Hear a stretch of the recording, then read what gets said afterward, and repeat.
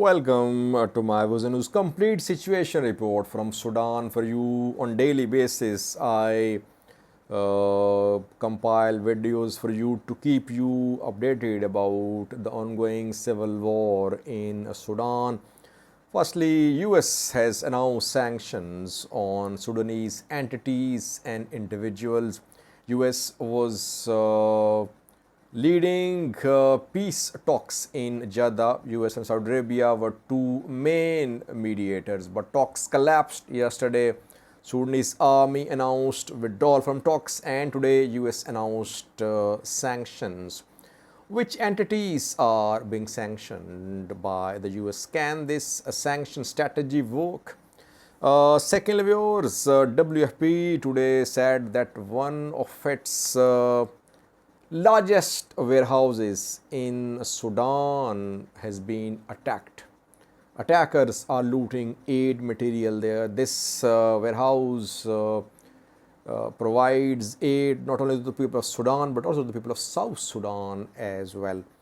Thirdly, viewers, more than a dozen civilians have been killed in artillery strikes and airstrikes by Sudanese army in Khartoum today. Neutral sources are confirming civilian deaths. And lastly, Abdul Rahim Daglo, elder brother of Hamdan Daglo, was seen a few hours ago in a video. The video has been geolocated. We have been hearing rumors about death of Abdul Rahim Daglo and Hamdan Daglo Hamati. Hamati has not been seen so far. He is still missing from the radar. But Abdul Rahim Daglo appeared today. We have a video of Abdul Daglo. Where was he? I have geolocated video for you. Firstly, viewers, frustrated, US has decided to impose sanctions on Sudanese warring parties.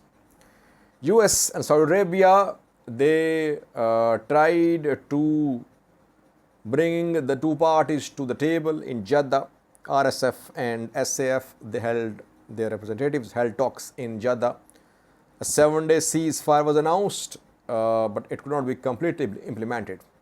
Then on Monday, the ceasefire was extended for 5 days.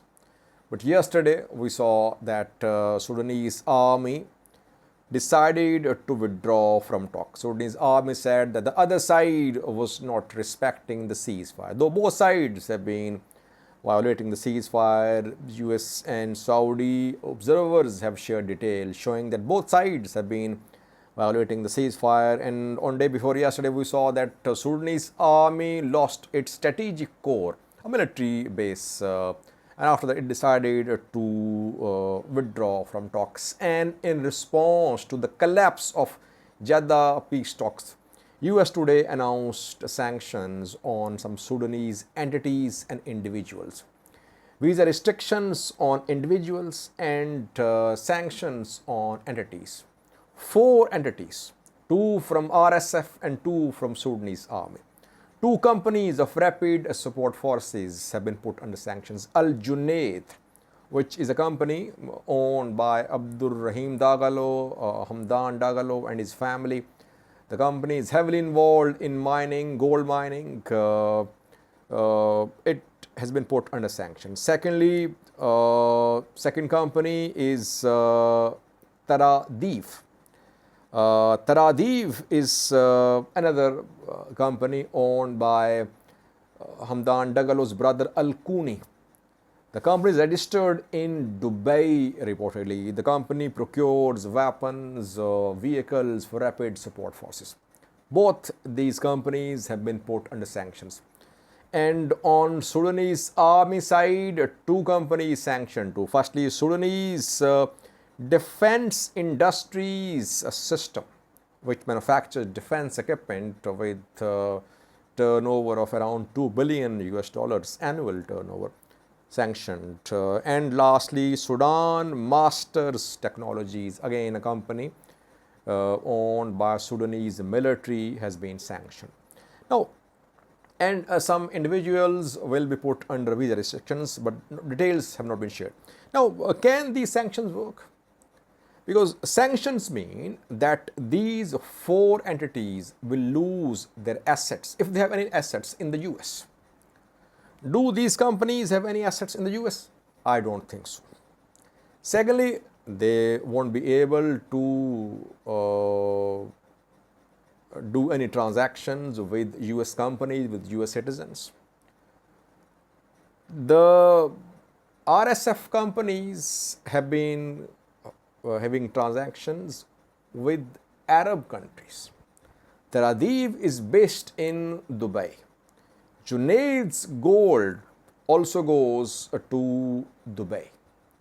So sanctions can only work if US involves Arab countries and Arab countries also implement US sanctions. Otherwise, the four entities don't have any major assets in the US. So sanctions are just symbolic, I personally think. But the important thing is that sanction imposition indicates that US isn't going to give any financial support to the two sides. Burhan was hoping that since economy has collapsed in Sudan, so Burhan was hoping that US Saudi Arabia could play a role in financial support. But since now US has adopted the approach of sanctions, it means that no hope of any financial assistance, any bailout from US for Sudan. Overall, US is frustrated. Its attempts of a ceasefire have failed. Both sides believe they have a chance to defeat the other side. That is why a war is ongoing. Secondly, viewers, World Food Program, US organization, the biggest warehouse has been attacked in Sudan. Al Ubays is in Kordofan. I think it's in North Kordofan or South, I'm not sure. And WFP has large warehouses in Al Ubays. These warehouses serve for not only Sudan but also South Sudan. The warehouses have been attacked. Cindy McCain is from World Food Program. She has confirmed that World Food Program's warehouses in Al Ubays have been attacked by attackers. She did not name any party. Most sources say that RSF could be behind the attacks. We don't know. But both sides are involved in attacks on aid organizations, as was confirmed by Saudi and American observers a few days ago. Thirdly, viewers, in strikes and artillery shelling by Sudanese army, around 18 civilians were killed in Sudan today. More than 100 were injured. In southern Khartoum, it happened. Mayo al-Azhari, name of the area where these strikes were conducted and artillery shelling was carried out. Sudanese resistance committees, lawyers' bodies, doctors' bodies, they have confirmed the death of more than a dozen civilians in today's airstrikes and artillery strikes. Obviously, RSF don't have any airplanes. If airstrikes were conducted, it means they were conducted by Sudanese army. This is second incident involving deaths of civilians in airstrikes by Sudanese army. Now, today, as Sudanese army withdrew from talks yesterday, today was a busy day. All day, Sudanese Air Force conducted airstrikes on RSF bases. There were clashes in Omdurman, in Bahri, in Khartoum, Central. Now, you can say war has resumed, you can say. No signs of any engagement, any ceasefire. Now, both sides are pursuing military option. Lastly, Abdul Rahim Daglo, elder brother of Hamdan Daglo Hamati, appeared a few hours ago in a video. We have been hearing rumors about death of Abdul Rahim Daglo and Hamdan Daglo. Hamdan Daglo, the main man of Rapid Support Force is still missing. We don't know where he is. We have heard just one audio message of Hemati in the last 1 month or so. On the other hand, Burhan has made some appearances with his soldiers twice, I think, in the last 2 weeks. Abdul Rahim Daglo appeared a few hours ago with his fighters. A video which I'm going to share with you is circulating in social media. Where is this video from? Is Abdul Rahim Daglo in Khartoum, Bari Mudarman? The video is from the vicinity of strategic core. If you remember, last night I reported that Rapid Support Forces had taken control of strategic core to the west of Presidential Palace, to the west of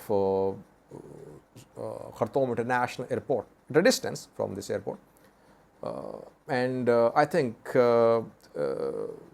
Abdul Rahim Daglo is somewhere near this strategic core of Sudanese army, which is under RSF control. Visually confirmed. Yesterday I shared some videos showing RSF presence there.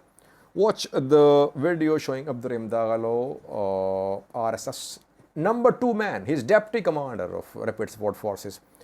Hamdan Daglo is the head, and Abdul Rahim Daglo, his elder brother, is deputy head of Rapid Support Forces. Watch the clip. Thank you for watching.